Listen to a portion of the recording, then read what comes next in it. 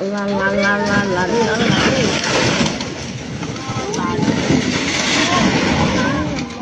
Tôi lúc tôi để nhớ cho tao à.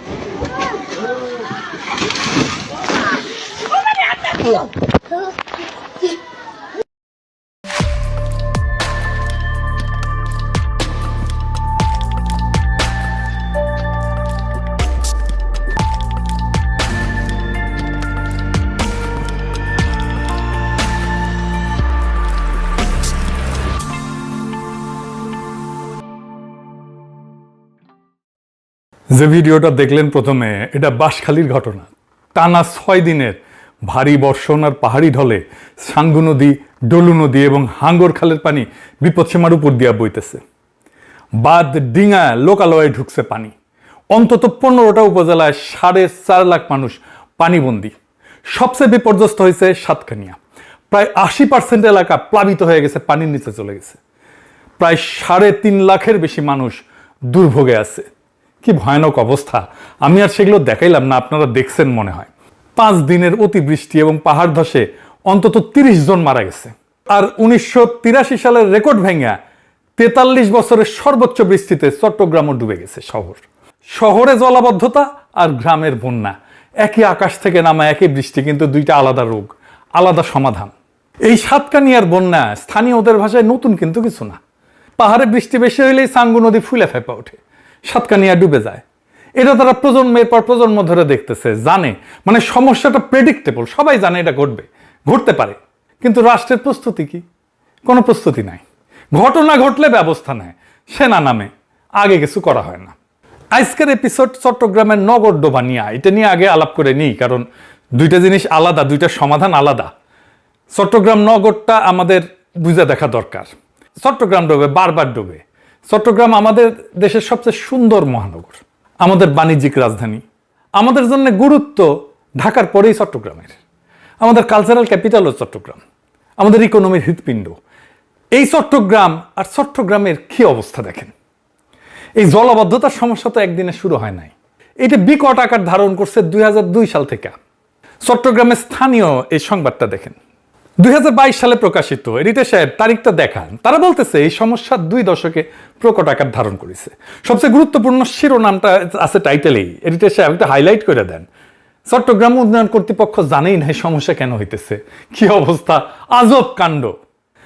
আসেন এটা বুঝে দেখি যে আসল সমস্যাটা কোথায়।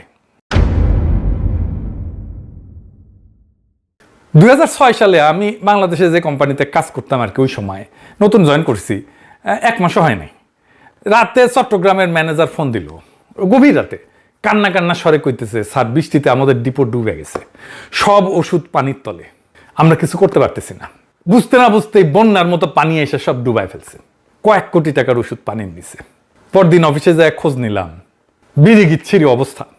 জিজ্ঞাইলাম ওইখানে কেন ডিপো নিচ্ছেন আপনারা, পানি ওঠে জানেন না? কইল স্যার জিন্দেগিতে এই জায়গায় পানি ওঠে নাই, এবারই প্রথম। তার মানে প্রত্যেক বছর নতুন নতুন এলাকায় পানি উঠতেছে। আমার ছোটবেলায় চট্টগ্রামে অনেক সময় ধরে থাকছি। আমার বড় মামা থাকতেন চট্টগ্রামে ইস্পাহানি বিল্ডিংয়ে। স্কুলে যখন ছুটির মৌসুম আসতো, গরমের ছুটি, রোজার ছুটি, তারপরে গরমের ছুটি, রোজার ছুটি, তারপরে এসএসসি পরীক্ষার ছুটি, তখন যাইতাম চট্টগ্রামে। পাশেই বড় বাটালি হিল, ছোট বাটালি হিল, দাপাদাপি করতাম। ইস্পাহানি বিল্ডিং এর পিছিয়ে একটা পেঁচানো লোহার সিঁড়ি আছে, এখন আছে কিনা জানি না। নিচতলায় মেজর রফিক থাকতো, মানে আওয়ামী লীগের স্বরাষ্ট্রমন্ত্রী হয়েছিল। আমি এখনো স্বপ্নে মাঝে মাঝে ইস্পাহানি বিল্ডিং এর পাশের রাস্তাটা দেখি। আমার খুব ভালো সময় কাটছে। যাই হোক, এটা বললাম বোঝানোর জন্য যে চট্টগ্রাম আমার অনেক আপন আর কাছের জায়গা। তাই আমারও প্রশ্ন, চট্টগ্রাম ডুবে কেন? কেন বারে বারে চট্টগ্রামের নতুন নতুন এলাকা ডুবতেছে? অনেকে বলে খাল ভরাট, দখল, ময়লা, বৃষ্টি বেশি। ঠিক আছে, সব সত্য, কিন্তু এই উত্তরগুলা একটা জিনিস লুকায় রাখে। এগুলো লক্ষণ, রোগ না। কারণ এই একই শহরে 10,500 কোটি টাকা ঢালা হয়েছে গত 10 বছরে। খাল খোঁড়া হয়েছে, গেট বসানো হয়েছে, বিদেশি কনসালটেন্ট আসছে, মাস্টার প্ল্যান হয়েছে, কাম হয়েছে লবডঙ্কা। এরপরে এক পশলা বৃষ্টি হয়, মুরাদপুর বেঁচে যায়। তাহলে সমস্যাটা তো টাকার না, বুদ্ধিরও না। এত ইঞ্জিনিয়ার, এত পরিকল্পনাবিদ আছে, তাহলে সমস্যাটা কি? সমস্যার সমাধান করতে পারে না কেন? চট্টগ্রাম ডুবে কারণ রাষ্ট্র নিজেই শহরটাকে ভালো করে দেখতে পায় না। আর যেটুকু দেখে সেটা এক হাতে ধরতে পারে না, দায়িত্ব নিতে পারে না। এই কথাটার মানে কি, এটা একটু বুঝতেছি। আজকে এটা পুরো এপিসোড এটা নিয়ে আলোচনা করব। চট্টগ্রামকে আলাদা করে আমাদের বুঝতে হবে। কেন? চট্টগ্রামের জলাবদ্ধতা আর ঢাকার জলাবদ্ধতা এক জিনিস না। ঢাকার সমস্যা মূলত ড্রেনেজের, পানি নামে না, ড্রেন বন্ধ। চট্টগ্রামের সমস্যা জল বিজ্ঞানের, হাইড্রোলজির। এই দুইটা পুরো আলাদা। চট্টগ্রাম বসে আছে তিনটা শক্তির টানাপোড়েনের মাঝখানে। উপরে পাহাড়, বৃষ্টি হইলে পানি নামায়, সাথে নামায় বালি মাটি যেটা খাল ভরাট করে ফেলে। নিচে কর্ণফুলী আর সাগর, জোয়ারের সময় পানি উল্টা শহরে ঢুকায় দেয়। আর মাঝখানে শহর, যেটা দুই চাপের মধ্যে স্যান্ডউইচ হয়েছে। এই জন্যে চট্টগ্রামে শুধু খাল খুললে হবে না, জোয়ারের সময় খালের মুখ বন্ধ রাখা, ভাটার সময় খোলা, এই কাজটা করার জন্য লাগে স্লুইস গেট, টাইডাল রেগুলেটর। প্রকৃতি এই শহরকে এমন একটা বিশেষত্ব দিচ্ছে যেখানে টাইমিংই সব। কখন পানি ছাড়বেন, কখন আটকাবেন, আপনাকে খেলতে হবে প্রকৃতির সাথে, তার ইচ্ছার সাথে মিশে থাকার তরিকা বুঝতে হবে। কিন্তু প্রকৃতির সাথে খেলাটা কঠিন, অসম্ভব না। নেদারল্যান্ডের অর্ধেক দেশ সমুদ্রের নিচে, ঠিক আছে না দেশটা, এই টাইডাল ম্যানেজমেন্ট দিয়ায়, তাইলে ওরা পারে, আমরা পারি না কেন? এইখানে প্রকৃতির খেলা আর রাষ্ট্রের কারিশমা। রাষ্ট্র পারে না, ওরা পারে, ওদের রাষ্ট্র পারে, আমাদের রাষ্ট্র পারে না। কেন পারে না? ওই যে কইছিলাম রাষ্ট্র যা দেখতে পায় না তা শাসন করতে পারে না। আর ধরেন আপনার বাসার সামনে নালাটা কার? সিটি কর্পোরেশনের, চিটাগাং উন্নয়ন কর্তৃপক্ষের, ওয়াসার, আপনি জানেন না। এবার এটাই মূল সমস্যার প্রথম সূত্র। যে কোনো রাষ্ট্র একটা জিনিস শাসন করতে পারে কেবল তখনই যখন সে জিনিসটাকে পরিষ্কার করে দেখতে পায়। কে মালিক, কার দায়িত্ব, সীমানা কোথায়, দখলটা কার। যে জিনিস রাষ্ট্রের চোখে ঝাপসা সেটা রাষ্ট্র নিয়ন্ত্রণ করতে পারে না, হালকার উপরে ঝাপসাইয়া যায়। এই ব্যাপারটা নিয়ে একজন চিন্তাবিদ আছেন, জেমস স্কট, রাষ্ট্রবিজ্ঞানের লোক। তার একটা কথা আসছে, রাষ্ট্র যা পড়তে পারে না তা শাসন করতে পারে না। ইংরেজিতে বলে লেজিবিলিটি, মানে পাঠযোগ্যতা। একটা জিনিস রাষ্ট্রের খাতায় স্পষ্ট করে লেখা না থাকলে কে মালিক, সীমানা কই, দায় কার, রাষ্ট্র সেই জিনিসটার উপর হাত রাখতেই পারে না। চট্টগ্রামের সমস্ত সমস্যা ঠিক এই জায়গাটায় বসে আছে, খাতায় ঝাকসা। তাই বাস্তবে এটা বেহাত হয়ে গেছে। এটা কেমন? চট্টগ্রামের 57টা খাল ঠিক এই ঝাপসা এলাকার মধ্যে পড়ে আর কি, হালকার উপরে ঝাপসা হয়ে গেছে। একটা খালের এক অংশ সিডিএ কাজ করে, চট্টগ্রাম উন্নয়ন কর্তৃপক্ষ, আর এক অংশে সিটি কর্পোরেশন কাজ করে। পানি প্রবাহের দায় আবার পানি উন্নয়ন বোর্ডের। আর নালার সংযোগ ওয়াসার। 4টা জায়গা, এক খাল 4 মালিক। আগে একটা সিনেমা ছিল, এক ফুল দো মালি, আর এই এক খাল তার মালিক 4টা। মানে আসলে কোনো মালিক নাই তো। আর যেখানে মালিকানাই ঝাপসা সেখানে দুইটা জিনিস অনিবার্যভাবে ঘটবে। এক নাম্বার হইতেছে দখলদার ঢুকবে, কারণ দখলদার জানে যে খালের এই অংশটা কারো না। সে জানে তাকে থামানোর দায়িত্ব 4 জনের, মানে আসলে কারো না। চাকতাই খালের এক অংশ সিডিএর, আর এক অংশ সিটি কর্পোরেশনের। পানি প্রবাহের দায় হইতেছে পানি উন্নয়ন বোর্ডের। দখলদার এটা জানে, সে জানে এই জায়গাটা দখল করলে তাকে থামানোর দায়িত্ব 1 জনের না, 3-4 জনের। আর যেখানে দায়িত্ব একাধিক সেখানে বাস্তবে দায়িত্ব আসলে কারো না। প্রত্যেকে ভাবে ওইটা তো অন্য সংস্থার এলাকা। ফলে দখলদার নির্ভয়ে বসে যায়, কারণ তাকে উচ্ছেদ করার মতো স্পষ্ট মালিকানা কারো নাই, শক্তি নাই, ক্ষমতা নাই। তো চাকতাই খাল তো দখল হবেই। এটা তো কোনো দুর্ঘটনা না, দুর্বৃত্তের একক কোনো অপরাধও না। এটা মালিকানা ঝাপসা রাখার সরাসরি ফসল। খালটা যেহেতু স্পষ্ট করে কারো না, তাই সেটা সবার হাতেই বেহাত, কারো হাতেই আর নাই। তারপরে দেখেন, খাল, নালা, জলাধার, নদী, জোয়ার সব একসাথে কাজ করে একটা নেটওয়ার্ক হিসাবে, তাই তো? একটার সাথে একটা যুক্ত তো। একটা সংস্থা খাল খোঁড়ে আর একটা সংস্থা ড্রেন বানায়, কিন্তু সমন্বয় নাই, তখন নিষ্কাশনের ধারাবাহিকতা তো ভেঙে যায়। লক্ষ্য করেন, পানি তো সংস্থা চেনে না, ও তো পানি উন্নয়ন বোর্ড চেনে না, সিডিএ চেনে না, মেয়র চেনে না, পানি সংস্থা চেনে না, পানি ঢাল চেনে, বাধা চেনে।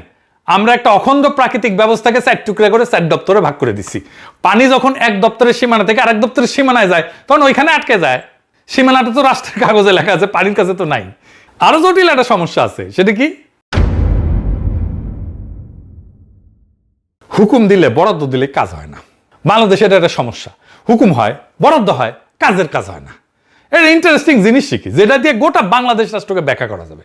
রাষ্ট্রের ক্ষমতা কিন্তু 2 রকম। একরকম ক্ষমতা হইল হুকুমের ক্ষমতা।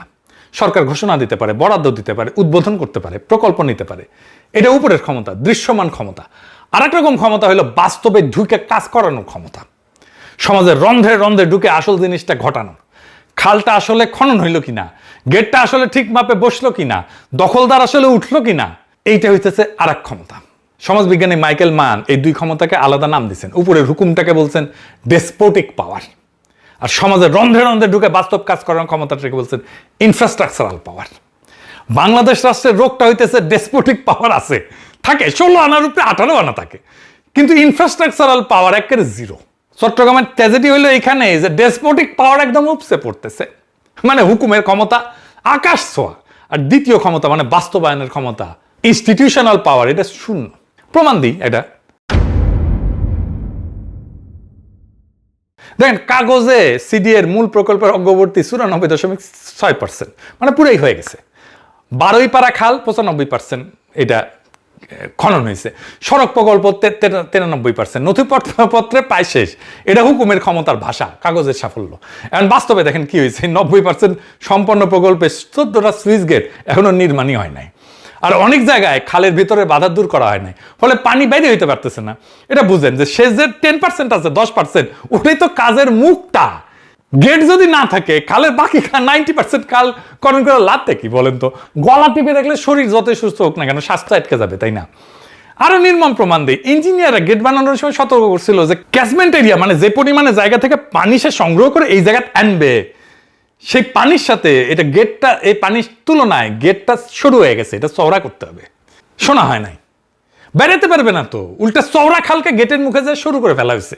হুকুমের ক্ষমতা গেট বসেছে, কিন্তু বাস্তবে কাজ করানোর ক্ষমতা, যেটা ইঞ্জিনিয়ারের পরামর্শ গেট চওড়া করা, এটা মানেই হয় না, শোনেই নাই। একটা খালের নিষ্কাশন ক্ষমতা তো একটা যৌথ সম্পদ, তাই না? এটা এমন একটা জিনিস যেটা থাকলে সবাই সুবিধা পায়। আপনি, আমি, দখলদার সবাই সুবিধা পায়, কিন্তু শহর সুখ না থাকলে সবারই লাভ। কিন্তু যৌথ সম্পদের একটা অভিশাপ আছে, কিন্তু এটা বুঝে দেখেন।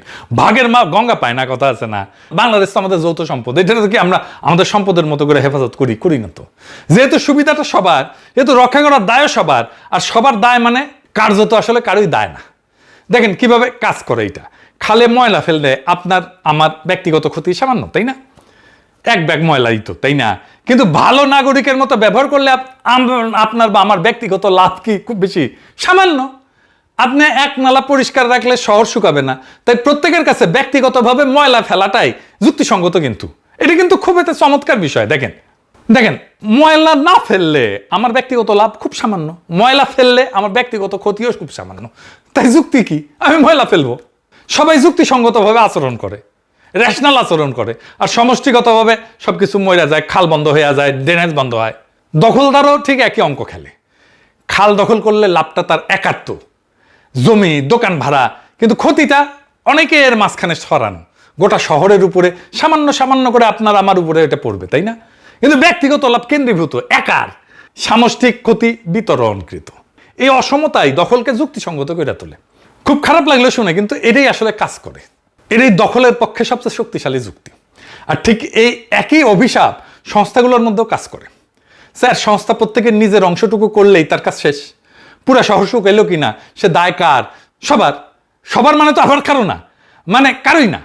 সিডিএ বলবে খাল তো খুঁড়িছি আমি, সিটি কর্পোরেশন বলবে নালা তো পরিষ্কার করেছি আমি, পানি উন্নয়ন বোর্ড বলবে গেট আমার এলাকায় ঠিক আছে। তো প্রত্যেকে সৎ তার কাজের ব্যাপারে, প্রত্যেকের, কেউ ব্যর্থ না, প্রত্যেকে সফল, তবু শহর ডুবে যায়। এটাই যৌথ সম্পদের ট্র্যাজেডি। যেখানে সবাই আলাদাভাবে ঠিক, সেখানে সম্মিলিতভাবে সবাই ভুল। এবং এই সমস্যার একটাই সমাধান আছে, সমাধান সম্ভব, কিন্তু একটাই সমাধান। কি সেটা? এটা হইতেছে বিশ্বাসযোগ্য একক কেন্দ্রীয় নেতৃত্ব, যার হাতে থাকবে নিয়ম বানানোর ক্ষমতা, নিয়ম ভাঙলে শাস্তি দেওয়ার ক্ষমতা, আর সবচেয়ে জরুরি একক দায়িত্ব নেবে সে। যেখানে ব্যর্থ হইলে জবাব একজনকে দিতে হবে, 4 জন না। প্রথমে বলছিলাম না যে রাষ্ট্র ঝাপসা জিনিস শাসন করতে পারে না। তাই প্রথম কাজ খালকে রাষ্ট্রের চোখে স্পষ্ট করা। প্রত্যেকটা খাল নালার একক নিঃসন্দেহ মালিকানা নিশ্চিত করতে হবে। কে দায়ী, কার সীমানা, দখলটা কার, কাগজে না মাঠে, এটা চিহ্নিত করতে হবে। ইনস্টিটিউশনাল পাওয়ার গড়ে তোলার কাজটা ঠিকভাবে হয়েছে কিনা সেটা নিশ্চিত করতে হবে। তাই বাকি হয়েছে 14টা গেট, যেটা হয়নি তৈরি, ওটা শেষ করতে হবে। আর গেটের ম্যাপ ক্যাচমেন্টের সাথে যে পরিমাণে জায়গা থেকে পানি আসবে সেটার সাথে মিলায় শোধরানো হইতে হবে, এটা চওড়া করতে হবে, পানি বেরোনোর রাস্তা দিতে হবে।